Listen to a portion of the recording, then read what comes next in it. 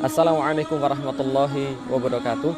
Allah Subhanahu wa taala berfirman, "Kaifa daraballahu bihadza mathalan kalimatan thayyibatan ka syajaratin thayyibah."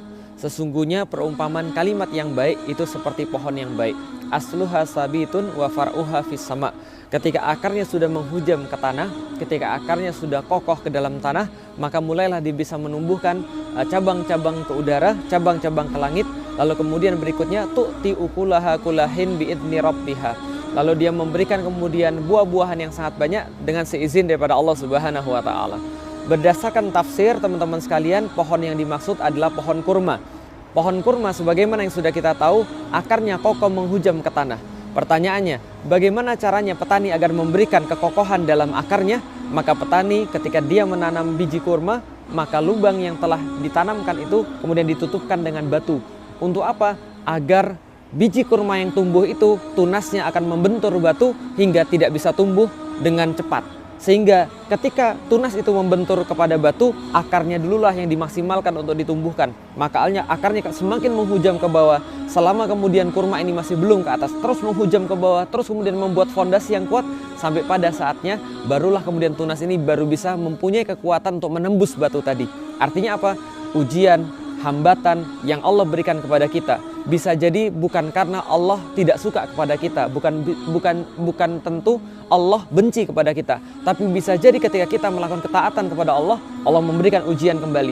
Ketika kita melakukan kebaikan di jalan Allah, Allah memberikan ujian kembali. Layaknya batu-batu yang ditumpuk di atas pohon kurma yang kemudian menghambat dia untuk naik ke atas yang belum waktunya sehingga dia mengokohkan akar-akarnya. Itulah ujian bagi seorang mukmin. Allah Subhanahu wa taala berfirman, "Ahasiban nasu ayyutraku ayyaqulu amanna wa hum la yuftanun." Apakah manusia dibiarkan mengatakan bahwa dirinya beriman sementara Allah tidak menguji dia? Sementara dia tidak mendapatkan ujian untuk membuktikan keimanan itu, untuk meningkatkan keimanan itu. Allah juga berfirman di dalam Al-Qur'an, "Am hasibtum an tadkhulul jannah wa lam ya'tikum mathalul ladzina khalu min qablikum massatuhumul ba'sa wad dharra wa zulzilu." Lalu kemudian Allah mengatakan, apakah kemudian manusia itu mengira bahwa dia dibiarkan saja beriman, lalu kemudian dia tidak diuji? Tapi setiap orang-orang yang menginginkan masuk surga, Allah akan uji mereka dengan 3 perkara. Al-ba'sa wad dharra wa zulzilu. Mereka diberikan kemudian malapetaka, mereka diberikan kengerian, mereka digoncang-goncangkan keadaan mereka oleh Allah, sampai mereka kemudian berkata, "Ya Allah, kapan pertolonganmu akan datang?" Maka setiap ujian yang Allah berikan tidak lain dan tidak bukan hanya untuk kemudian menguatkan seorang muslim, memberikan kedudukan yang lebih baginya, memberikan derajat yang lebih baginya, menguatkan kemudian kakinya, mengokohkan akar-akarnya. Agar apa? Agar kemudian dia bisa menumbuhkan cabang-cabangnya ke udara. Wa far'uha fis sama. Dia bisa kemudian menunjukkan ibadah-ibadahnya pada Allah Subhanahu wa taala. Dia bisa memberikan buah-buahan yang baik kemudian pada orang-orang yang lain, alias manfaat-manfaat yang berguna pada manusia. Karena ujian-ujian yang Allah berikan itulah akarnya bertambah kuat, maka bisa ditumbuhkan cabang-cabang yang kuat, memberikan manfaat yang lebih banyak lagi pada orang-orang yang lain. Itulah ujian bagi seorang muslim. Maka bila sekarang Anda dalam ujian, maka bila Anda sekarang dalam sebuah cobaan yang diberikan oleh Allah Subhanahu wa taala, maka bersabarlah dalam ujian itu.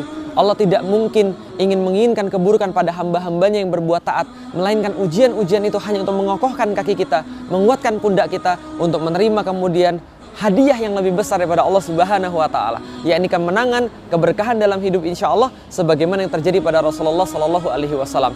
Dan bila semakin besar ujian itu kepada kita, berarti Allah semakin menginginkan kebaikan pada kita. Lihat saudara-saudara kita di Palestina, lihat saudara-saudara kita di Suriah. Mereka diberikan cobaan oleh Allah Subhanahu wa taala, diberikan ujian oleh Allah Subhanahu wa taala. Untuk apa? Agar Allah menumbuhkan dari mereka generasi-generasi terbaik di dalam Islam, generasi-generasi terhebat di dalam Islam, yang mungkin lebih tangguh daripada yang lainnya, yang kelak dari mereka insya Allah, dan insya Allah dari kita juga akan muncul kebangkitan Islam yang kita nanti-nantikan. Assalamualaikum warahmatullahi wabarakatuh.